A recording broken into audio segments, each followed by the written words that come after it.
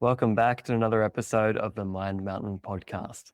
This is the podcast that delves deep into the mental performance side of mountain biking with interesting guests from across our sport so that you guys, the listener, can pick up tools, tips, and tactics to help you have more fun out on the trails more often. Today on the podcast, I'm super excited. We've got Dr. Kath Bicknell, who's the founder of Intelligent Action, joining us.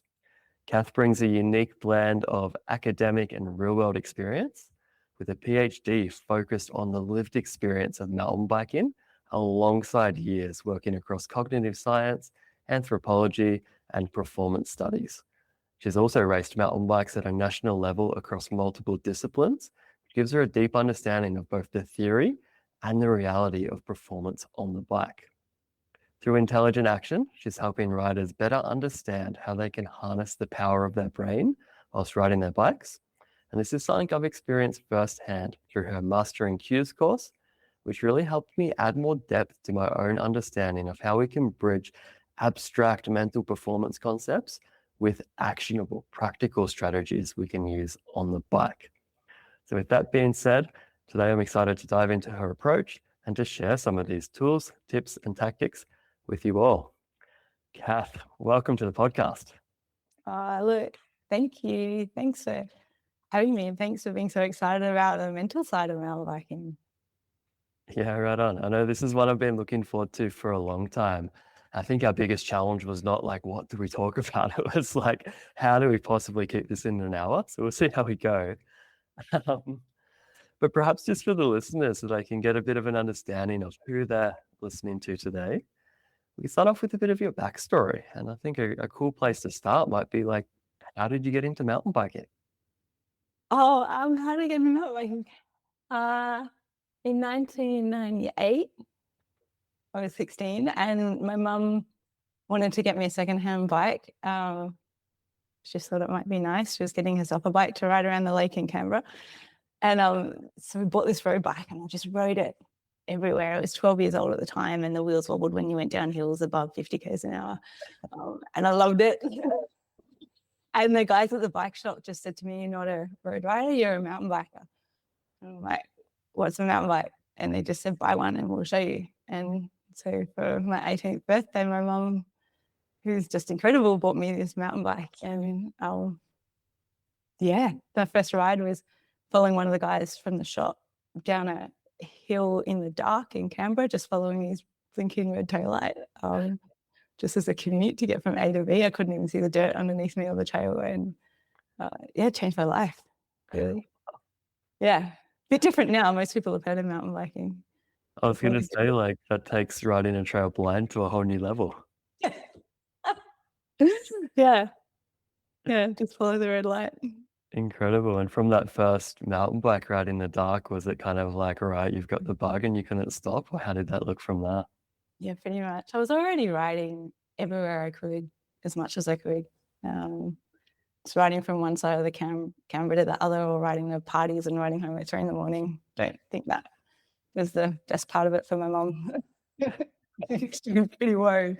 So mountain biking just added something else to the mix. And what was really unusual then is there was this amazing group of women in Canberra in 2000 who ran social rides and ran a women's mountain bike camp through the local club, the Canberra Off-Road Cycling Club. And so I just got kind of inducted into this world with these amazing people that I just thought were regular riders. I had no idea they were national level downhill riders. So I just followed them and did what they did, and thought that was how average people ride, not realizing their skill level that I was picking up from them. And I don't know. I mean, it's like when most people start riding, right? You meet a few people and then you meet a few more people and your world expands, and just keep finding ways to do it because it's so much fun. Right. Yeah, they're definitely an incredible tool for connection, aren't they? Yes, I've kind of experienced that firsthand going overseas and living in a couple of different countries for mountain biking. The friends part always seems to be like just this easy thing that goes along with bringing your bike somewhere. Yeah, true. That's pretty amazing. Yeah, when I was into it too, like I was 18 and there weren't many people my age mountain biking. Most people were in their 30s. And so it exposed me to this whole world of different people, jobs, industries, demographics, lifestyles that I just didn't know through my own experience just going through school, and that was pretty life-changing too. Mm. Yeah, really cool. Like looking back, how important do you think it was having that community, not only seeing other people that ride mountain bikes, but having this group of other female riders? And then I guess you mentioned a lot of them were high level riders as well. So you had like masters of their craft able to show you the path. How Mm. important do you think that was in you becoming a high level rider yourself? Look, so I love research because it's just there's so much stuff in the research world that gives us interesting ways to talk about this stuff and interesting vocabularies. And something that's coming to mind right now is some research on parkour, where it talks about YouTube getting really huge. And through watching people on YouTube, it changes your ideas of what's possible. And then the sport's just exploded. You don't have to see someone in your neighborhood do something to know it's possible and try and do it with your own body. And I think that's really exploded in mountain biking. We just got this whole different sense of what's possible on bikes. But at that time in 2000, before YouTube, you just got people all around you just updating your sense of what a body can do and what's possible, what speed is possible, what line is possible, what level of balance is possible on something really sketchy, and you just becomes doable. Mm. Yeah. Yeah, it's super interesting just thinking about how much that influence has changed since the addition of YouTube and social media and all of that stuff. I was just wondering there as you were telling that great story, I wonder how that's changed now in the sense that a lot of the stuff we see maybe on YouTube or on social media is from such high level writers that sometimes it's like that stuff doesn't seem realistic. And then I know what's been really helpful for me is having other people to model that are maybe closer to my skill level, doing things that feel more realistic for me versus Mm. some of the stuff I watch in bike movies is like, wow, that's really entertaining. That's really cool and inspiring. No, I can't see myself doing that. Yeah. What you need is to watch someone that's just that little bit better than you rather than Red Bull hardline better than you. Exactly right. You keep that progression going, but also your belief that you can do it. Mm. Yeah. Yeah. It's exciting. It's really interesting now, like so many more women ride, but you just see so much on social media, like it's not even unusual.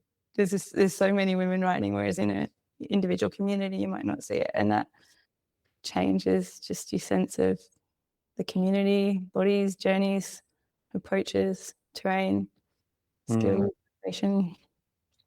That's a good point, isn't it? Someone that lives in maybe more of an isolated community is still able to see lots of examples of different mountain bikers in other communities from across the sport. Mm. Yeah, it's interesting. Mm. Really cool. I wanted to pull up something from your bio and something we chatted about on our last call together. And I hope you don't mind me paraphrasing a little bit here. You've got on your bio that living with several invisible disabilities has shaped how you approach performance beyond just the fitness and the technical skills. So I was wondering if you could share a little bit about that journey and how that led you to explore additional performance improvements, specifically the mental and cognitive side of riding. Yeah, sure. So I have a condition called Ehlers-Danlos Syndrome, which is a connective tissue disorder, which is talked about as a rare condition, who rarely diagnosed is more accurate. I think it's a lot more common. I used to think the subtype I have, they used to think 1 in 2,000 people had it. Now they think maybe 1 in 600. But it means, lots of range of movements in all your joints. So like my fingers just go backwards really easily. It's quite hard to hold a pen well. I can not just bend over and touch my toes, but I can almost get my elbows on my toes. So just, and my skin's stretchy, my organs are stretchy, blood vessels don't squeeze as well to get blood to my head. So like connective tissue holds your whole body together and makes everything work beautifully. But when it's a little bit loose and a bit stretchy and a bit fragile, you got extra challenges to keep your body working well, and even just to know where your joints are in space, because there's so much extra range of movement. And then there's a whole stack of common other conditions that tend to go along with this one. I think the research will be interesting in 10, 20 years, how they kind of see things as a bigger picture. But what it meant for me is, like, I didn't get diagnosed with this stuff till my mid-30s, but I got really into mountain biking, and I got accepted into program trying to find women to develop someone in Australia to race the London Olympics. So it's through the Australian Institute of Sport. And I think it got whittled down to about 20, 24 women. And I got into that, and I could never do the training that other people could. And I'd learned that before working with a coach. Like, I'd do a standard training program and my body would just get so tired so quickly that you could push through. But you actually just end up so tired, you're going to fall off the bike. And by the time I got into this development thing, I actually had decompression sickness from a scuba diving incident that people said would take 2 weeks to heal from, but it actually took about 3 years to heal from. And I could hardly walk down the street, but I could produce a 4-minute power output that got me into this thing. So Ehlers-Danlos Syndrome, or EDS, it just means all kinds of weird stuff happen. You get extra fatigue from your muscles working really hard to keep your joints in place, longer healing times for any injuries or sprains, sometimes less broken bones because you've got more laxity in your joints to protect you when you fall. I can't even remember if I said immune challenges yet or autonomic nervous system challenges, but the whole thing. And at the time, I just knew that standard coaching wasn't for me, and I had to really use the energy I had well, because I just couldn't rely on the kind of endless source of energy that other people had. And I really wanted to race my bike well. And so this is starting to feel like a kind of long way to say, like, I just started writing these lists. What's everything I can do that's not just long kilometers on the road or long time on the bike that would make me 4 minutes faster in a cross-country race per lap? How does changing my tires maybe give me an advantage? How does practicing that one corner give me an advantage? How does visualizing or memorizing some part of the course give me an advantage? How does reading other competitors and tactics? And this list was huge, and I just kept wanting to go, well, how do I do this? And also, if the standard approaches for doing stuff weren't working for me, who else weren't they working for? And what other ways might there be to being fast and being consistent? So that's how living in a body that's not always reliable or doesn't always have that same energy led me to all these questions, and then led me to finding answers. And then those answers became a PhD on the everything that's not just physiology that helps you ride a bike fast. Wow. It's so fascinating hearing your journey, and I love the depth there. It definitely wasn't too long. I think I just wanted to say or ask that question you asked yourself, like, where else can I look for performance increase? Was that something that came naturally to you, that exercise of writing down all the things that you were doing well in mountain biking and all the things you could keep getting better at? Because that seems like something that someone who has written a PhD on mountain biking would ask. But at this stage, you hadn't yet done your PhD. So that's fascinating that. Yeah, I think I was just starting to do it. I don't know. I think most mountain bikers, they always want to get better. It's a really interesting improvement-based culture where whatever you learn opens the door to learning like 10 new skills. And everyone out there, they always want to be better at some part of the trail. And I'd go to these races and I'd buy the best gear and I'd flog myself. And I wanted to show the coaches that I was motivated, even though I could never stick to a training program because I'd just fall asleep. And so, I don't know. I think it just came from probably a similar place to most riders. You just want to get better, but I just couldn't accept the standard ways of doing it. So I can hear like just the love for the sport in your voice. I think you hit the nail on the head there. You didn't let it stop you, that the fact that you say weren't able to get the same performance increases from the standard ways of doing things. You were like, no, let's find the way that works for me and my body. And I think that's far more in line with kind of the nuanced way that we're coaching mountain bikers in general in this industry these days. We chatted a little bit off record there about how one strategy might work for one rider one day, but then that same strategy might not work the next day, and it might not work for the next rider. I think the key is finding out which strategies work for you most of the time. Yeah, and it's like, say there's, I don't know, some interesting roll down, right? That's like, you can do it on a good day. And it's like, you got your strategies that help you do it on a good day, but then another day you might need to draw on something else because that same strategy didn't work. I don't know, maybe you're a bit tighter, or maybe you've got different tires, or the terrain's a little bit different. So yeah, how do you keep finding a way to do it? And that's what I love about this sport.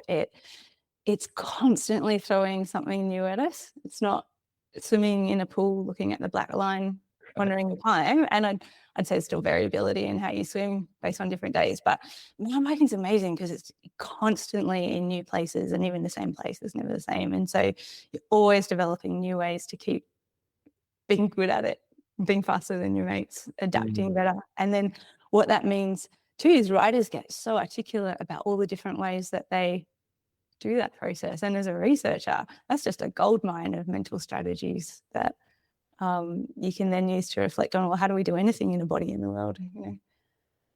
It's a cool sport. It's such a cool sport, hey? Mm. Something else that I found really interesting in your story was this idea around vision. And you kind of told me a bit of a story about how that's changed for you over time. Do you know what I'm referencing here? Like my amazing lack of depth perception. Yeah, that's right. And you're saying things actually got harder for you when you could see with more clarity? Yes. Yeah, so yeah, I've got lots of special body features that they shaped the way I rode, and the research questions I asked long before I ever had any diagnosis or a medical reason for these. But yeah, one of them is, and I can't see what you see, so I just think we all see the same thing. But I can now say I don't tend to see in 3D the way that other people do. I remember going to Avatar, and everyone's got these 3D glasses on at the movies, and I'm like, mine are broken. I'm like, Oh, no. get it. It's so stupid.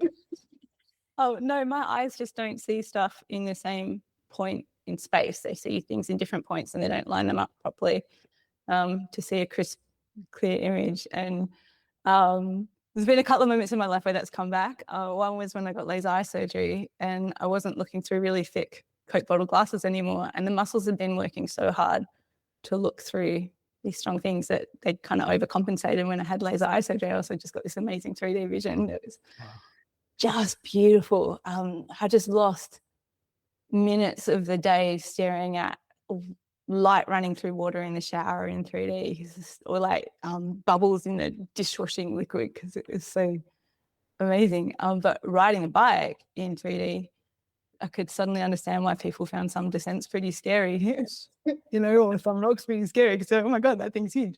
So when you look at like a chunky rock garden or a rock roll or something like that, is it kind of like, I'm thinking of like the GoPro effect where it flattens things out and they don't look as steep? Is it that kind of thing compared to like 3D, you can see how steep and how chunky something is? Yeah, I'd say so. I'm doing vision therapy now to kind of train my eyes to be better, and yeah, it's improving it. And I mean, the thing is, you work out other ways to see depth. You can. It's like if you drew something on a piece of paper in 2D, you still get a sense of depth with perspective or the size that something changes.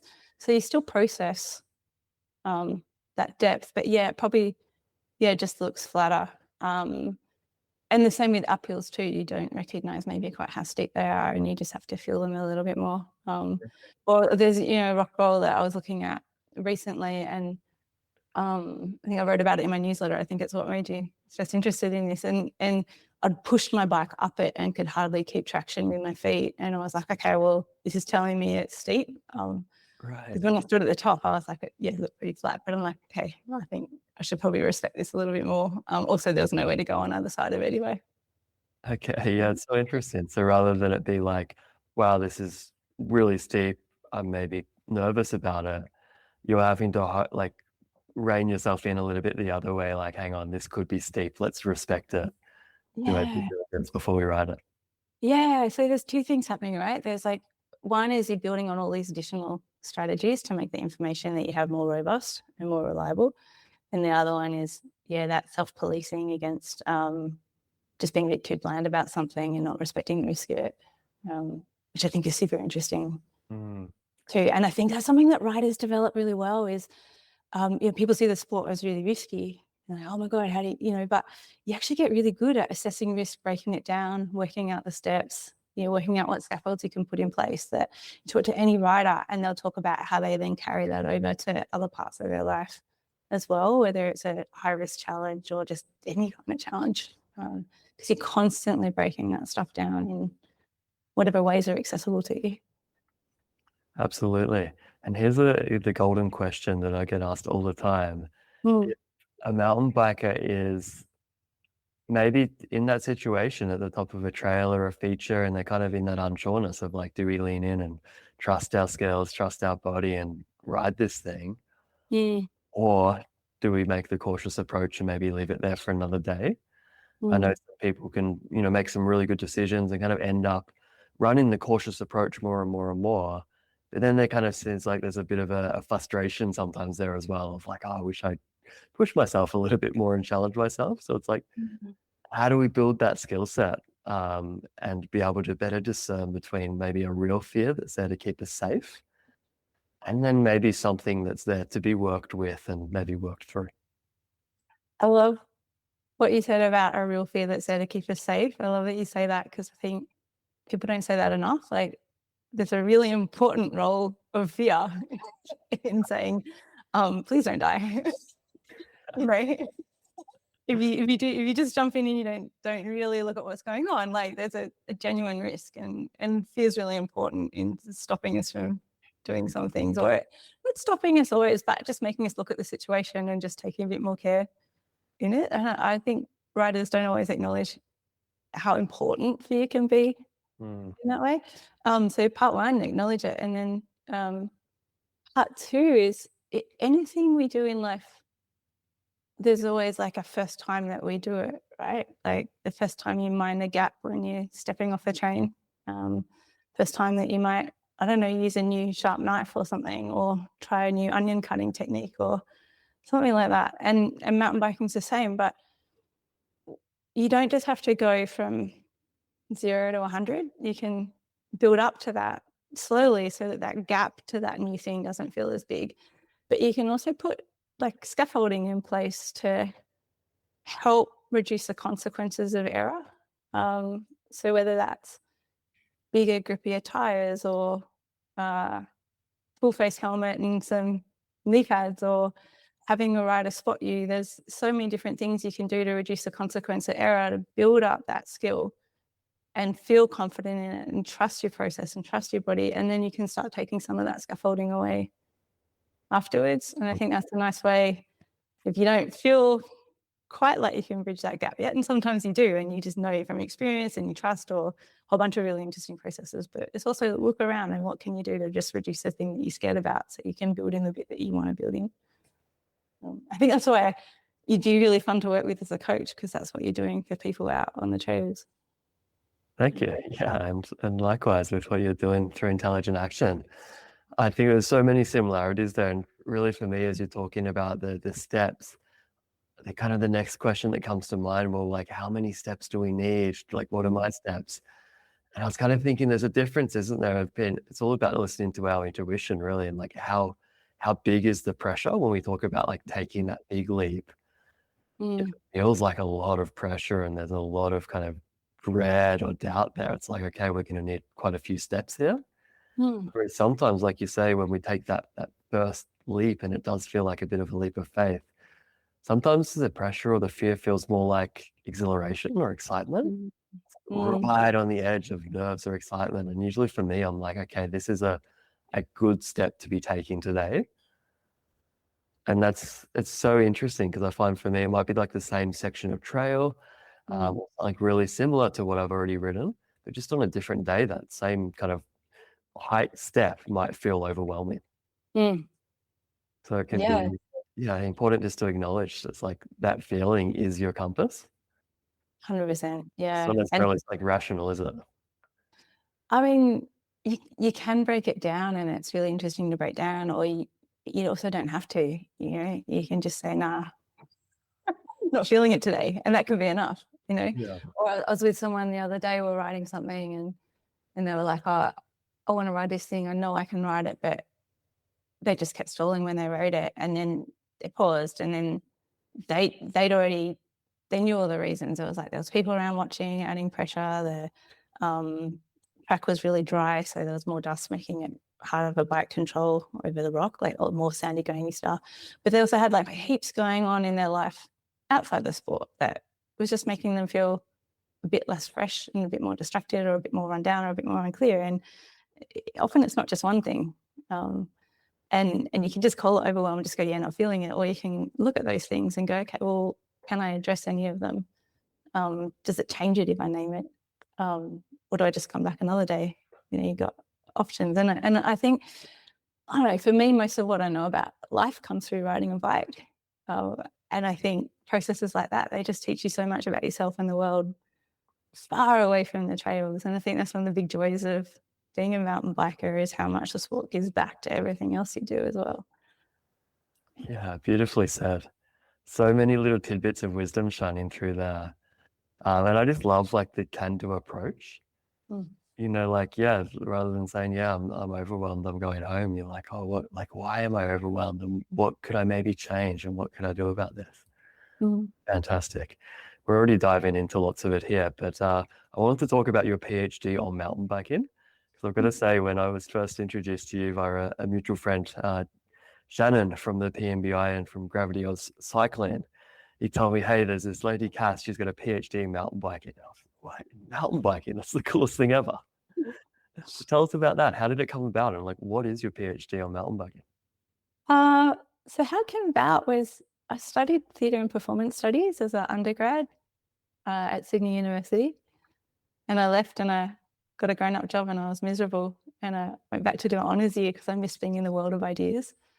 And it's just this wonderful place, extraordinary staff. And performance studies just looks at the world as performance. So it was branched off from theatre studies. But instead of just looking at a theatre show, what happens if we look at eating at the dinner table with a group of friends as a kind of performance? How do you set the scene and how does lighting change it? Or how do people move when they're together compared to when they're apart? It's this lens to look at anything. And I went back there not to study mountain biking, but I wanted to look at performance in alcohol and drug rehabilitation settings as a tool to help people develop different skills and self-knowledge. But the ethics was really hard to get to do that. And Ian Maxwell, who ended up being my PhD supervisor, he just yelled from the back of the room, why don't you write about mountain biking? And I'd probably turned every undergraduate essay into something about mountain biking by then anyway. Maybe not all of them.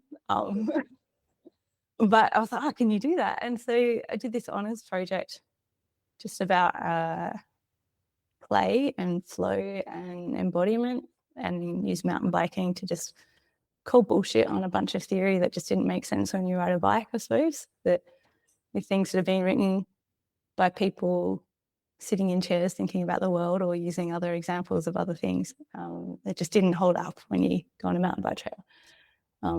Right. Like when people talk about performance science that then didn't hold up when you're on a mountain bike.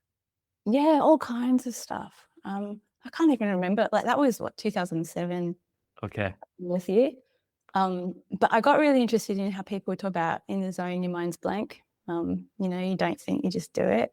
Like, if you don't think when you're in the zone in a mountain bike race and the track changes every lap, or someone goes down in front of you, or an injury flares up, or anything, you crash, like something, and people aren't crashing constantly. There's some kind of thinking going on. So how do we get better at talking about that? And then you look at science papers and they study someone in a lab and they get all these power outputs. And this is what I'd experienced with this talent identification thing as well. You get these power outputs.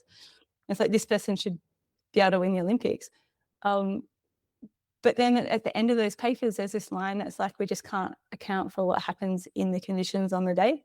I'm like, well, why doesn't someone research the day? Like, take it out of the lab and just go to, I don't know, crazy mud in Offenburg in Germany where everyone's sliding around and Australians have never seen mud or tree roots like that, and have a 50,000 strong crowd like screaming at people and start at the back of the grid and get, let's look at the day. So I don't know, I somehow just wrote a proposal and it got a scholarship and I got to look at the day for 3.5 years and just write anything I wanted, because no one had done a performance studies PhD on sport, let alone mountain biking by that time. Just free range. Yeah. That was the how. Yeah, it's amazing. Yeah. So the how, were you interviewing mountain bikers? Were you analyzing video clips? How did that work? Well, I still had decompression sickness from the scuba diving course that didn't go very well. So like I said, that took about 3 years to get over. So I couldn't ride as much as I wanted. I had all these lists of how I could ride faster without training harder.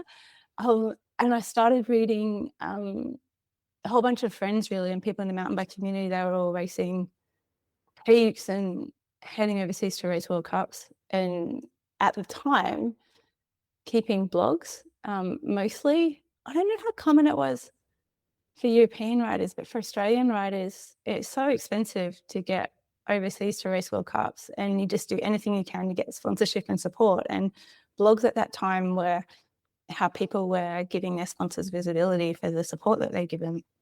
And so they'd write all these like really long first-person accounts of being over there, seeing the track, pre-racing the track, what happened in the race, and nothing ever goes 100% right. And so these blogs were just all about the problem solving that happens mid-race when your brakes fail in, chaotic conditions, or experiencing a new tire for the first time that you hadn't tested before, or looking at the track and going, okay, I think it's going to be like this, but if it rains, it's going to be like this, and this is the line choice I'm going to do. So there's just all this amazing first-person experience accounts of the complexity of problem solving and reflection.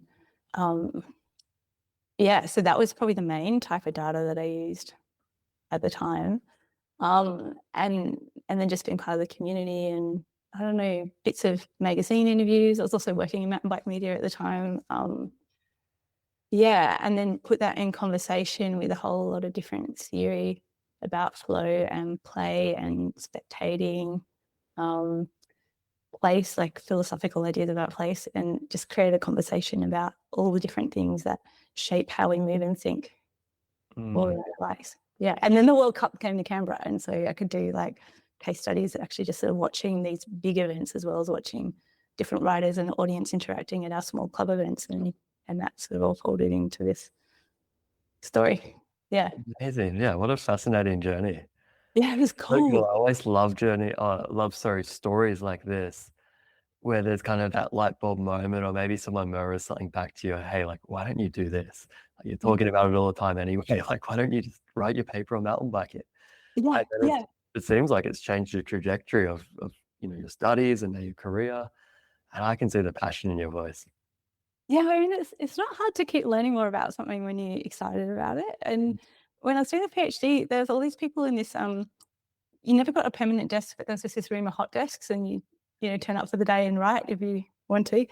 And people would be studying a poem that was written 400 years ago, doing a PhD on that. And I just think, gosh, imagine waking up every Monday morning and going, right, back to my poem, Here again. Yeah. And I think those people are pretty passionate about the poems that they were studying, but it's never hard to get up and just read a blog about a chaotic World Cup that had just been on the day before. Right. Probably something you're going to read anyway. Yeah. Amazing. Yeah. So I'm sure we'll get into a bit of, I guess, like the fruit of all of that research. But something you mentioned already, this concept of getting into the flow state is often where our thinking brain maybe does quiet down a little bit and we're not thinking as much. So I find often speaking to mountain bikers, like they're wanting to get into that state more, and they're wanting to go out and ride and not think. When we ask them to maybe think about applying a new strategy or changing their technique or something, oftentimes we find like performance does decrease a little bit. It's kind of like one step back for 3 steps forward. But if we're not thinking in the flow state, what is actually happening inside our brains? And I guess, like, what are some ways that mountain bikers can get there more often? Well, I mean, there's a lot in that Loaded question. question. The first person that comes to mind is John Sutton, who I worked with for 9 or 10 years, and we still do a little bit together. He's a professor of philosophy, but cognitive science, and does memory studies and skill acquisition and a bit of everything. He's an extraordinary thinker who pulls from different places. And his work, he said somewhere in something I read earlier on that maybe thinking has a bad name. And I think with what I do, it's like people say they don't think in flow, but it's like, well, I think we need to rethink what thinking is before we just say thinking's good or thinking's bad, or I don't think or I do think. So I think you might not think you're thinking in flow, but if you've got awareness, if you're choosing between this line or that line, or you're adjusting your position, or you're looking around the corner, or you're hearing the hum of your tires and deciding something about the traction, that's still awareness, and that's still decision making, and it's pre-planning, and it's reflecting, and it's adjusting. It might be guiding technique. So I think the first big challenge is for people to just recognize the whole variety of thinking. Mm. Thinking doesn't just have to be a really long sentence in your head telling you what to do. It could be being aware of a corner or a feeling in your elbow is still a type of awareness that, has a thought component. I like that. Yeah, even the feeling often is attached to a thought. Mm. Like, yeah, what is the pressure in my hands right now on the grips? Yeah. It's a Yeah. feeling, but it can also be a thought to prompt and look for that feeling, right? Yeah. I mean, I know a rider who just kind of flicks his hands on the bars sometimes on a road bike just to remind him not to be too heavy on the bars. And it's just this action, but that action is a cue that creates a whole body response. That's a postural shift that means he rides better and doesn't get home with overloaded wrists and a dull core. I love that. We'll Yeah. definitely dive into cues a little bit more later. But just on that topic of flow, and perhaps we are thinking, but it's a different kind of thinking. Is it accurate to say that there is maybe some unconscious thought patterns and neural pathways firing there? And that's perhaps why it sometimes feels like this blissful quiet, and there's not as much going on. I think I'm going to mince the figures here, but is it accurate to say, I believe something like 97% of our thoughts are unconscious? Oh, wow. I haven't heard that before. What? I Oh, don't know where that came from. But, yeah. I remember seeing a picture of an iceberg, and it was basically saying, most of the iceberg's usually under the water. It's like that's the unconscious mind. And then the conscious mind is just a tiny little bit of the iceberg sticking out on top. Yeah, cool. So that's how Yeah. I kind of think about it. Like sometimes I use my conscious mind to run programs, things like strategies, cues that will help me get into the unconscious mind or out of my mind and into my body, I often say. Yeah. Yeah, I like that. So after the PhD, I ended up doing a lot of things, but one of them was working with John Sutton and some other researchers, Doris McElwain, Wayne Christensen, Andrew Jews at the beginning, and they wrote this paper about a theory they call mesh, which there is a language of conscious and unconscious as much as cognitive control, so top down, like the stuff we call thinking, and then the bottom up stuff is automaticity. And so we have these processes we think of as automatic or autonomous. Like we don't need to say to your feet, you don't need to say to your feet pedal, or if you're walking down the street, you don't need to tell your feet how to walk, but you can intervene in walking and guide the way you walk, or intervene in pedaling and think about heel down to activate your glute more, or scrape the poo off your shoe to have a better pedal stroke, for instance. So you can, and same with breathing. Like we think of breathing as so automatic, but you can still guide your breath rate or where you put that breath or how you breathe. So I like this mesh theory because both are influencing each other all the time. And then where it gets interesting is, there is this stuff that lets us be bodies in the world doing cool stuff where we don't have to pay attention to it all the time. But if we want to, we can kind of put our mind there or direct it, to do some pretty amazing stuff as well. And we often do that when something goes wrong, like if something's sore or it's not working, that's a cue that prompts us to just go, what's going on here and how do I adjust to it? Or we might just have a goal in mind and we moderate that stuff more strategically. Like, again, you think your heart beating is automatic, but you can control your heart rate with how hard you pedal.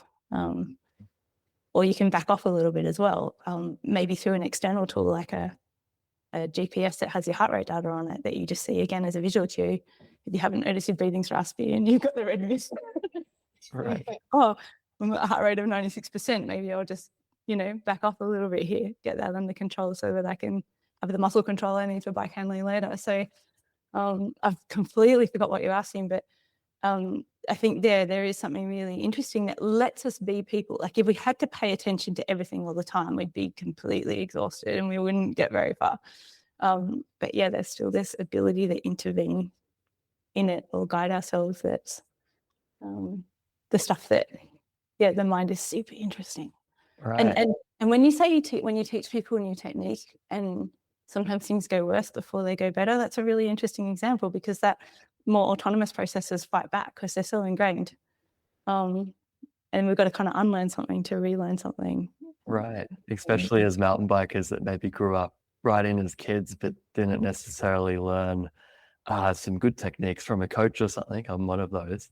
There's a lot of unlearning that has to happen there before we can make the quote unquote better technique or good technique, make that autonomous. Yeah. And also every time new technology comes out, like I'm from the generation where you get taught to ride with your weight back right off the saddle because that was how you kept traction. Whereas now I've got to unlearn that and get more centered in the bike. That's one I've got to fix that in the cues course, actually, because it uses weight back as a cue. And another coach did the course and like, Kath, we don't teach that anymore. What's you riding a bike from 2000? Oh, I did see that. I didn't want to mention it because the course content was fantastic. It didn't matter. But so like all these things, there's a historical component and there's a technological component to how we move and think, and there's an environmental component with the way trail buildings change. Our bodies change as well. So yeah, these things are dynamic, and it's super cool that we can keep adapting to these new things and keep learning rather than just get stuck. Right. Yeah, it's definitely not like a set and forget thing, is it? It's like if we accidentally learn something that's not actually the best way to corner or something like that, it's like, that's okay. We can rewrite that and do something else as that knowledge comes, or maybe the bikes change, the trails change.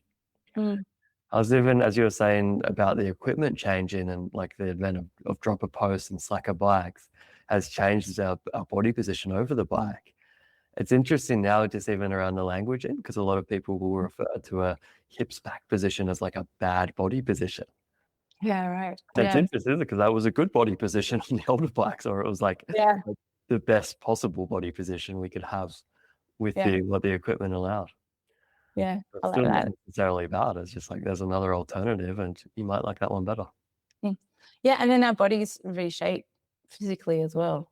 So if you've been riding just a regular post for years and years and years, and you got on a dropper post, like how many people listening now would remember that, and just the flogging that your quads get those first dropper post rides, because you're just not used to standing in that position and holding it on the light for so long. And then all your body starts to adapt to that different position as well. And then that allows you to sustain the position longer and start to kind of think differently again. So, incredible, hey? And this kind of leads us into another tangent we're wanting to talk about today. I've got another quote written down here. I think this one is from your cues course. But it basically, you said, people think mental skills for mountain biking always means dealing with fear, but it's so much more. So that kind of leads us into our next topic. I wanted to talk about some of the other things our brain do that people don't often acknowledge or train or take the time to build on. Wide open question again. You can take this one wherever you like. Well, what do you see as the brain things? Because I love what you bring to this chat as well, with especially your coaching expertise and how you The most fascinating one that's top of mind right now is adaptability. As in, I had a great coaching session just the other day, and we were working on developing a visualization process and making a plan and seeing the line of success. And that all went really well. But then often what's fascinating is we'll make the plan, and then actually, even though we've planned for our front tire to go just to the left of this little route, we'll get on the bike and realize the speed's slightly different than we anticipated, and maybe our tire goes to the right instead. And it's like, oh, that wasn't in the plan. But guess what? We adapted our brain, our body, our bike, and we still kept it rubber side down, so it's still a success. I think that's the most fascinating thing for me, is our brain and our body's ability to adapt in the moment and to keep us safe, keep us composed. Yeah, I think it's incredible. And then there's some little micro adaptations that happen, and then there's some bigger ones, at that bigger level that might involve other processes like scanning. We're going to start listing some of them, like scanning the trail. Super amazing mental process, because you you're looking over there while you're riding here. Yeah. You're still guiding your technique here while preparing line choice and body position and speed control for that thing that's coming up. And then you're making lightning quick decisions about all of those things while you do it. Or maybe pacing as well is another one. Reflecting, evaluating, imagining, visualizing. It's one that you said, remembering. Mm. I wanted to bookmark scanning there. So it's actually, we're running one of our skills and drills rides here in Squamish last night, and that was our ride theme. And they're more of a practice ride. They're for the mentees I'm working with, where we've introduced a whole bunch of skills. And to kind of, I guess, prevent information overload and just keep introducing skills, we do one of these rides every 2 weeks where it's all about just pulling back some of the skills we might have introduced a while ago and then continuing to practice them in, I guess, maybe more of a structured, purposeful manner. Anyway, long story short, trail scanning was our skill last night, and it kind of prompted this really cool conversation where one of my mentees, she kind of said, hey, I feel like I can't process that much information all at once. Like smaller chunks of information, just 1 or 2 things at a time is best for me. So I feel like that kind of leads to me maybe looking more in the now, like what am I going over now? Because if I look up too far ahead, it's just too much to take in. So we kind of had this really cool chat and then practice throughout the ride of, well, does this make it easier or harder? And kind of the conclusion at the end of the ride was, although that's more information to take in, because we're not only taking in what we're going over now, but we're thinking about what's coming up, the corners, the routes, the steep sections, maybe the easier parts, whatever. In doing that and in like actively scanning a broader range of the trail, so extending that vision, she was able to take in the information earlier, which meant when she got there was actually less processing to do. It was more like, I guess, going into those autonomous habits and letting the body do what it knows. Yes. That was a really interesting takeout. Even though we were scanning more of the trail, it was almost like a more efficient way of dealing with that information. Yeah. Yeah. That's a super cool example. Did that make her feel better too about her own riding and approaching other trails in the future? It did. I think like there's still more practice to be had. We kind of had that light bulb moment towards the end of that ride. But the cool thing about it was that now she, I think, feels confident to be moving her vision up and down the trail a little more and not thinking that she has to be stuck in the now processing that because there's too much else going on. So yeah, I love that. I love just as a cue that we keep talking about cues because I love cues and I research them for so long. But cues are like little mental shortcuts, like things that visual things or sensations or short words that coordinate a whole body action. And look ahead or eyes up is a classic mountain bike cue that relates to scanning. And if you just think look ahead as you ride, you processing what's happening further away. That helps with all that scanning, but it's also changing your body position on the bike compared to if you're just looking down at the front wheel. And so if you're looking at the front wheel, you're so much more likely to tip. But your field of vision means you're just reacting constantly to that thing just in front of you, react, and your riding's more jolted. There's not much smooth about it. As soon as you lift your eyes and you incorporate the scanning and body position and different field of vision, you start picking a line that's way smoother around stuff. So there's less decisions to make in short periods of time that happens when your eyes are dropped. And then your power might change to a more sustainable cadence or pedal stroke to get through that stuff. You might absorb the trail better. Like the amount of stuff that happens from something as simple as eyes up or look ahead. it's fascinating. I love all of the dots you're connecting together there. And I always think back to, I always talk with my riders about this full circle approach, whereas it's not just maybe that could be called like the mental skills if we're thinking about the cue. It could be called a technical skill if we're talking about the actual terrain awareness. But they're all connected, aren't they? You've already talking there about how that affects our equipment, how that affects our stance on the bike, our line choice, etc., etc., etc. Yeah, and then with that, our sense of control, our sense of confidence, and our enjoyment that is pretty linked to that stuff as well. And then that drops anxiety because you start to get more of those good feelings. And yeah, there's another research thing I read once that's like you can have the theory to explain what's happening, but you don't actually need to know the reasons, just to experience something and get the benefit from it. And I think that's the the interesting thing, especially from a coaching perspective, is like we can dive into the reasons and understand them and work with them, but there's such a craft in teaching someone in a really simple way that doesn't overload them, where you don't have to know all the reasons, but you can actually feel in your body when something's working, and then take something simple like scanning or eyes up and just take that with you into your next ride and keep feeling it for yourself and finding your own way. I love that. Yeah, it is key, isn't it? And I think sometimes as coaches, and I've been guilty of this in the past, I'm so fascinated with the why and the science and the explaining it. Like you say, for the student, they're fascinated about getting the result, feeling more confident, feeling more in control, having more fun, whatever it is. So the most efficient way to get them that result is usually to allow them, like you say, to feel it themselves on the trail. Because that's where Yeah. the trust really comes from, isn't it? Like, oh yeah, Yeah. Jake's telling me I'll have more grip if I use slightly more front brake and more centered body position down this rock slab. I can tell them that all day long, but until they feel it, the trust just isn't going to be there, right? And the excitement to go and do it 100 times. Sometimes we like reasons, and that's another thing too that can be different for different people or on different days. And that I think is also part of the craft of the coach, is to read the situation and the people that you're talking with, and be guided by how much people want to know versus how much they want to feel. And sometimes knowing the why then helps you be more inventive in applying it to different situations. But then I think, it's that balance between the other thing people want less of is overwhelm and overload. And so how do we find these mental shortcuts where cues are so useful to just keep it simple? Well, also just taking a moment to step outside and go, isn't it amazing everything our brain and our body is doing in that situation? Respect. So good, eh? And the cues, it's like fascinating because it is so simple, isn't it? It's literally simplifying these advanced motor movements down into their simplest form, into just 1, 2, maybe 3 words at most.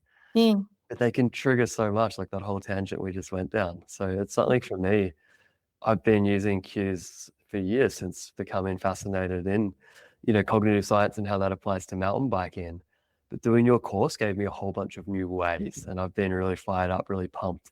You've seen the stories on Instagram, using some of these strategies. I think one of the ones that was so simple but really resonated with me was this idea of a sticker ride. Maybe I'll let you explain in your words, like, what is the sticker ride technique? No, I want to hear you say it, because I hear me say it all the time.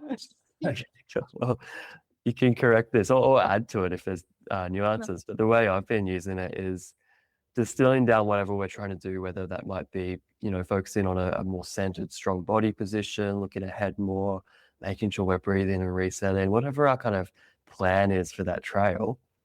And that plan will, I guess, first follow the intention. What's the intention for today's ride? Is it really skill focused? Are we practicing something? Are we just trying to drop into the flow and have some fun? Are we trying to enjoy our friends' company on a group ride? So whatever that intention is, coming up with a plan, which I find helps me and helps my students kind of manage any bike-related anxiety that might be coming up. It kind of gives that sense of control of like, I know what I'm trying to achieve on this ride and I've got a rough plan to get there. But then often that plan is like 3 sentences. Lots of stuff. And sometimes it will end up being more because maybe the student has done a whole bunch of coaching and they're like, I know 10 different things I could do to help my cornering feel good today. And what we'll do is we'll distill that down into like, what are the 2 or 3 most important things to you? And it doesn't matter what they are. It's like whatever's most relevant, most real for them today. And then from there, it's distilling it down into the sticker rights of the cues. It's like, maybe I'm just saying, look, breathe, and flow. Whatever those words are, whatever feels, most relevant, most real. And then your strategy that I love was actually writing that down on a sticker I've been using little bits of white electrical tape on my students' handlebars. And I think it's so cool just having it there, not only to be like, all right, I've got my plan, it's there, I'm ready to go, it's real, it's in front of me. But then also there's inevitably always something that distracts us, right, on the trails. Yeah. Whether it's a good distraction of like, oh, wow, my buddy just shot that berm and that looks sick. Or whether it's like, I messed up that corner behind me, or geez, this is steeper than I experienced, or I'm hungry, what's for lunch? Go back to those words. What was I trying to do here? That's right. We breathe, heavy feet, light hands, and we flow. Breathe, heavy feet, flow. Before we know it, we're pointing back towards that good write or that intention, right?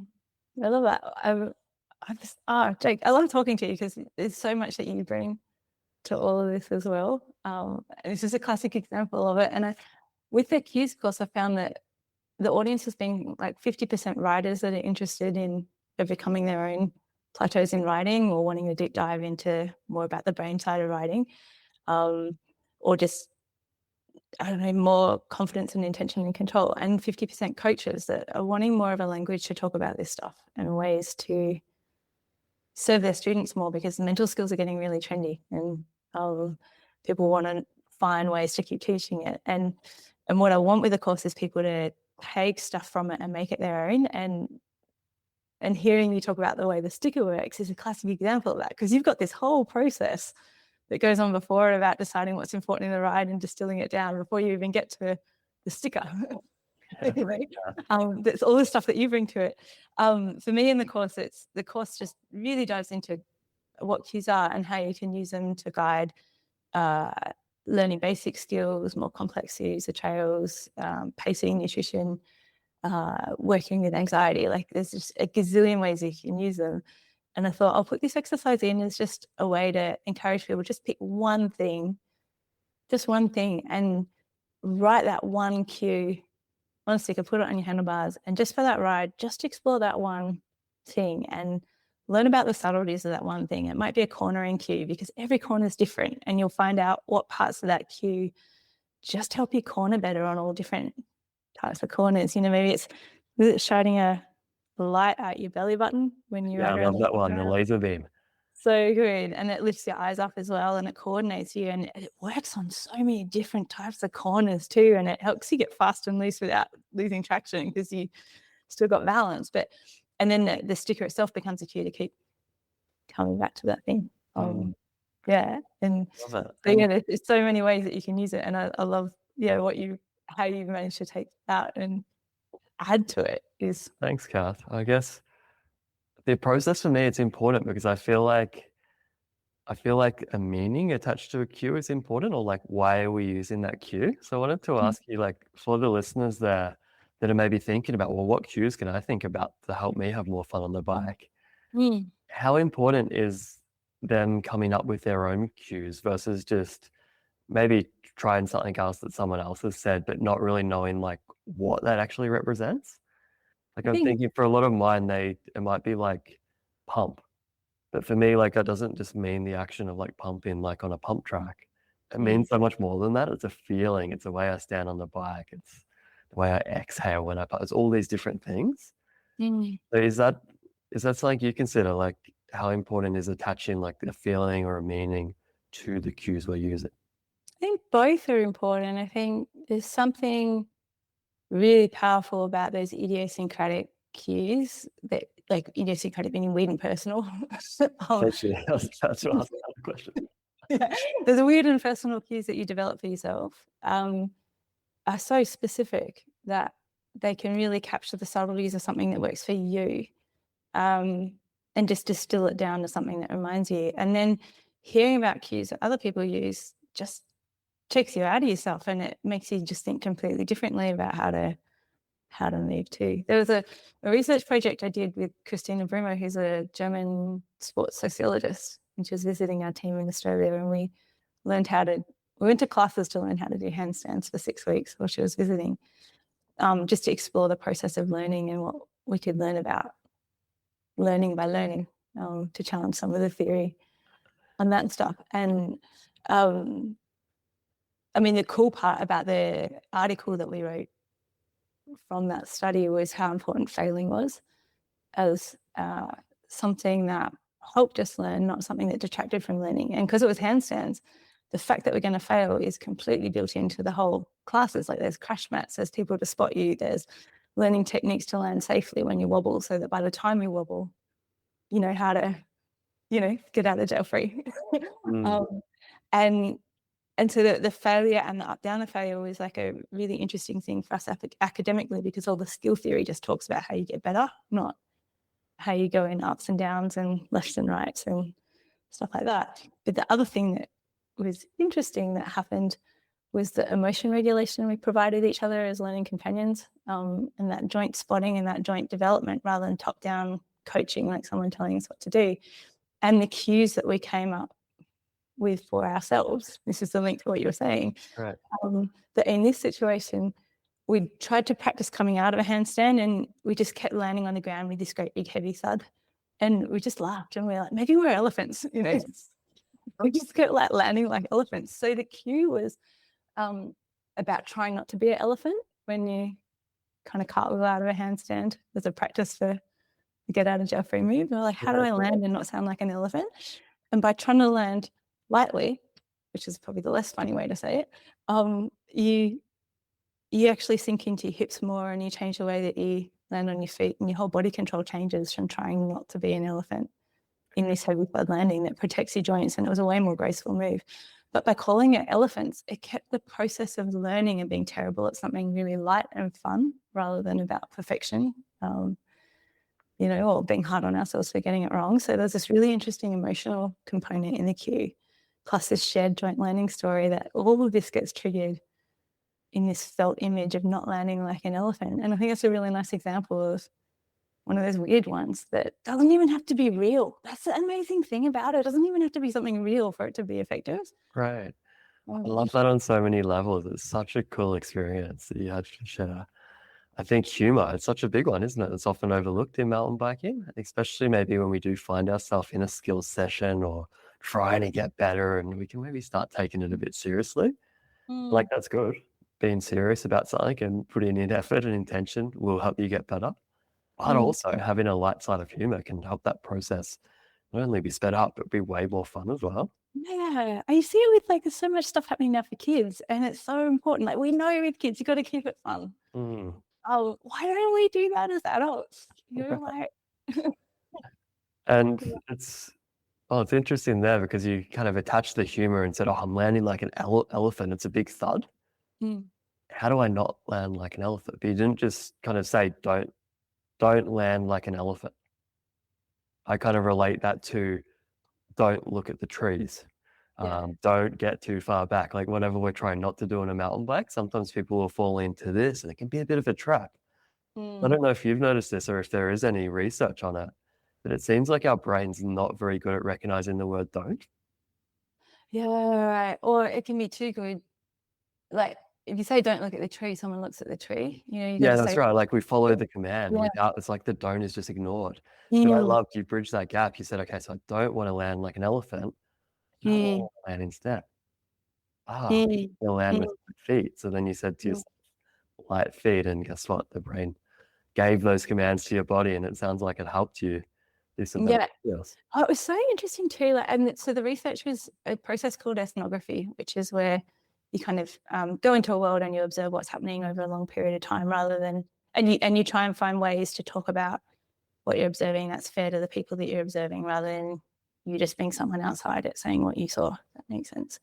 And it's different to say going in the lab and having a controlled idea of what you want to have and doing this methodical thing that proves a hypothesis. Like ethnography, you just go in with an open mind and you just go, what's going on here, and how are people making sense of what's happening, and how does something on Tuesday affect something on Thursday or in 6 Thursdays' time. And so in this particular project, we both landed with a thud and we're like, maybe we're elephants. And it just diffused the situation. And then 2 weeks later, we're doing the move again, and linguistically it changed. It was, oh, I've got an elephant on this side, but I don't have one on this side. And that was cartwheeling either side to get out of this handstand landing on the floor. And it was just a way of talking about technique, about whether or not you had an elephant. And then I guess doing it, it was more of an evaluative tool, or how to get rid of the elephant. So it's still I love that. It's like language in it, and sometimes maybe a mountain bike comparison could be sometimes we ride our bikes down like a bit of a backseat passenger. Where we're kind of, compounding further and further back on the bike. Before we know it, we're kind of hanging on and holding on, hoping for the best. I I think think about it this as like, really active driver on top of the bike, we're in control. So like saying I was a passenger down that one isn't a bad thing. It's like being able to recognize, hey, maybe there's a shift I can make here to be able to feel more in control or have more fun. And that language thing's so important. And I think it's actually one of the reasons people self-report that they didn't think in flow. And it's actually, you just don't have the words for saying what's going on. And it's, and it's the same with learning technique. If someone can tell you you're doing this, or what you're describing, I think of as fishtailing, like if I'm fishtailing down the back. And I do that heaps because I'm used to, like I started riding in 2000 on mountain bikes where you had to get your way back. But also the hypermobility that I have means I've just got insane range of movement. And I can just fold myself in half and hang off the bike and just kind of slide everywhere. And it's really fun. But in giving it a name and then showing someone an alternative, you start to develop a vocabulary for what's called the corrective technique, or a more ideal idea of what that technique looks. And sometimes that language works and sometimes it totally fails. Sometimes when I used to work doing trailside coaching, we'd get people to actually get their weight back on the bike and ride around, and you just say, okay, but can you touch your bum on the rear wheel? And you watch people and then you show them what they're doing. And you're like, your bum's still 30 centimeters away from the rear wheel. And so you just get them to ride in a safe environment like a fire road or a grass oval until they can hit their bum on the wheel. And it's only when they feel it that they realize how much further they can go. And it's that kinesthetic awareness, or that felt sense. We often do this in manuals lessons. That's terrible. Yeah. But it's interesting, right? So yeah, sometimes you have to feel it, sometimes giving something a name. Yoga is really interesting because it does a bit of both. And there's some beautiful work by, again, John Sutton and Doris McElwain. One of my favorite research papers called Yoga from the Mat Up, How Words Are Light on Bodies. And it talks about the role of yoga teachers in maybe giving a name to something, or a metaphor that's different in different yoga transitions, like, open the kidneys or make a zigzag, like, imagine yourself between two panes of glass, and how we use these metaphors to create a body movement. But then sometimes it's actually the yoga teacher touching you or helping you get into a shape in that felt sense that lets you have that experiential realization of, oh, that's what the correct shape is like. Because you can't always see yourself. You're certainly not riding your mountain bike in front of a mirror to see where your weight is or how centered you are. No, building that body awareness is a big piece, isn't it? And I guess there are different types of cues, like, is there pressure in my fingers right now, or is there pressure on the top of my hands? Is my weight in my feet? All of these things, how bent are my elbows, can be different cues that will let us know where we are over our bike without having that coach or someone else showing us this is where you are over your bike. I think that's good. Yeah, I've got a busted internal oblique at the moment from got something wrong on I've been learning trapeze to learn about, again, skill learning, but to be more beginner at something so I can appreciate the mountain bike experience. Long story there, but anyway, I busted an internal oblique doing a warm-up, and I went mountain biking, and I got home and my wrists were so sore. I'm like, why are my wrists sore? And that was like a delayed cue that it made me realize that with that ab being busted, I'm leaning really heavy on the bars to compensate because I can't engage the same way. And then again, it's like, well, what's the action I can do to not do that? Yeah, right. Again, that adaptability, it's amazing, isn't it? Like, the body's doing that before you're conscious of it. Yeah. And afterwards, you're like, oh, I'm using way more strength in my upper body now. Yeah. And I mean, the whole reason I busted the ab was because I had an infected toe for ages. And then limping around on this toe from a nail, just a toenail, simple little toenail.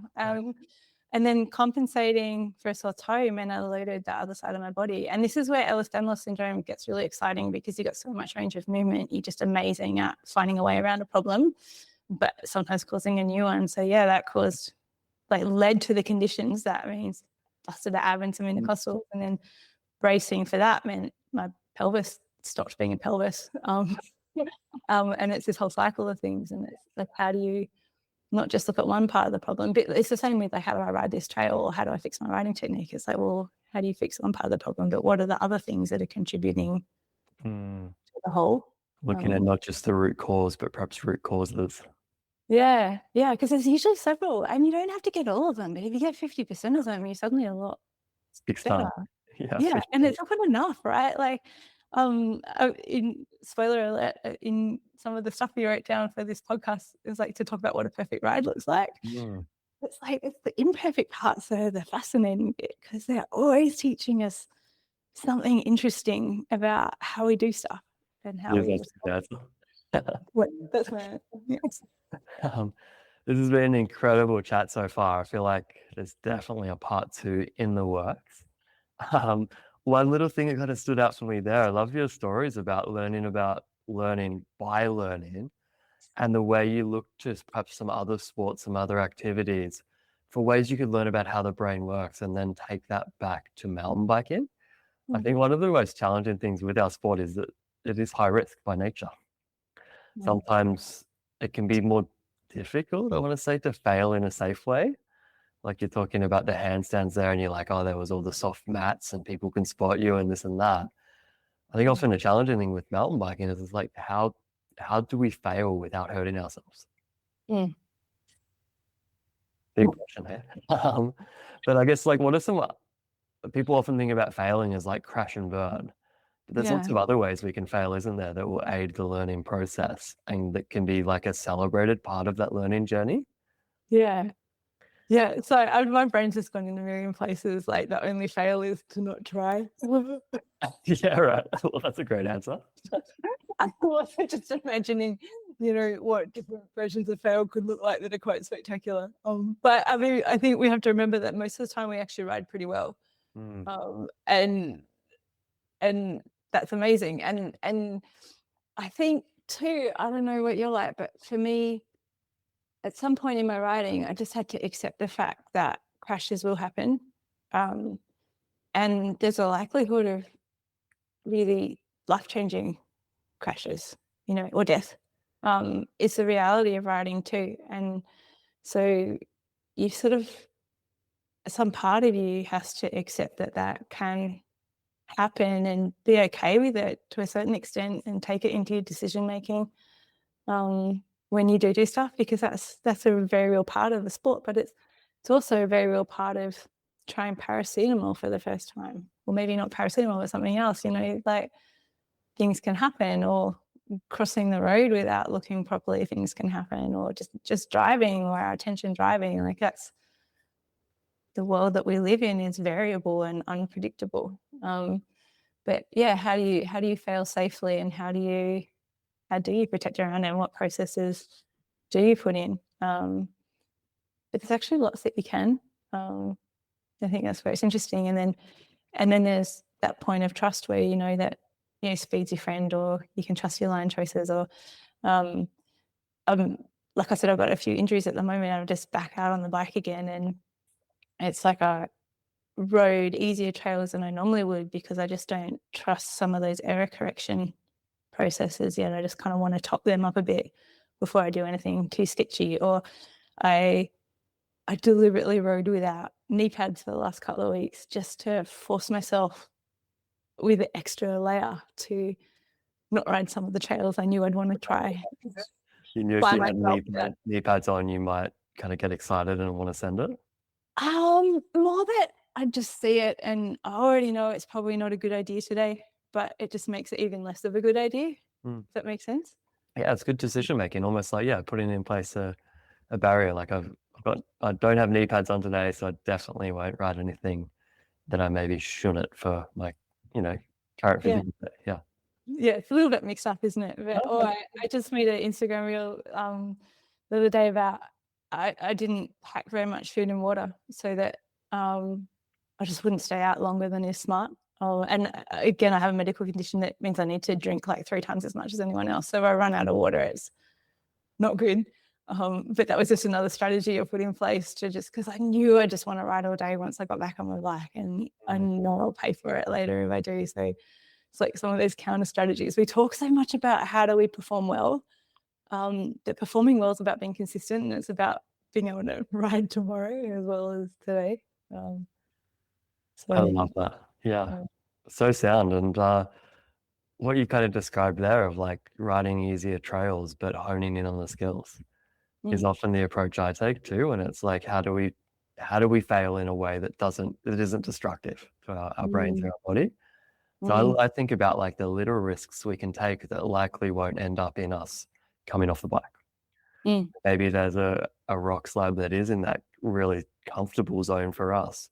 We can think about taking some different lines into it. Maybe we can think about adjusting our braking zones, or Yeah. coming in slow and fast out, or fast in and slow out. Like, just how much variation can we create? Because that's really going to expand the skill set. And then it's that skill set that allows us to go and take the leaps of faith or try the new things Mm. once we've got it practiced, rather than having to take that leap of faith on something hard and then potentially having one of these destructive fail experiences. Yeah.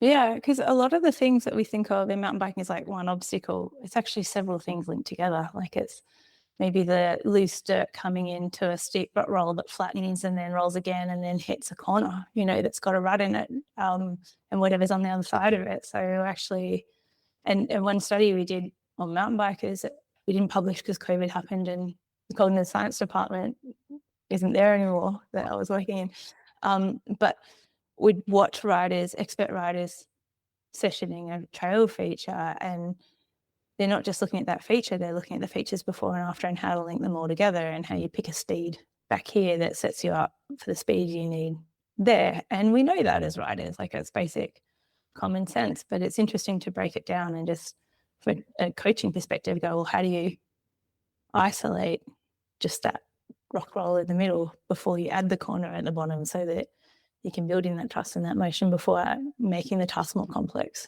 Yeah.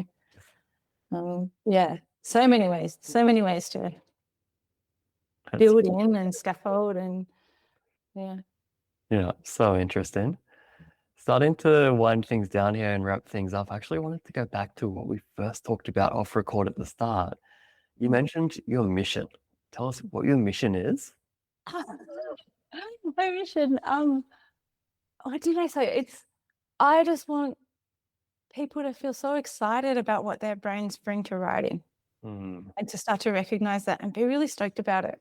And related is the account people like you and I to go deeper into that, because it doesn't just make you a better writer, it gives back so much to how you do things off the bike as well. Yeah, number one is I just want to see people more stoked on what they can do and recognize what goes into that.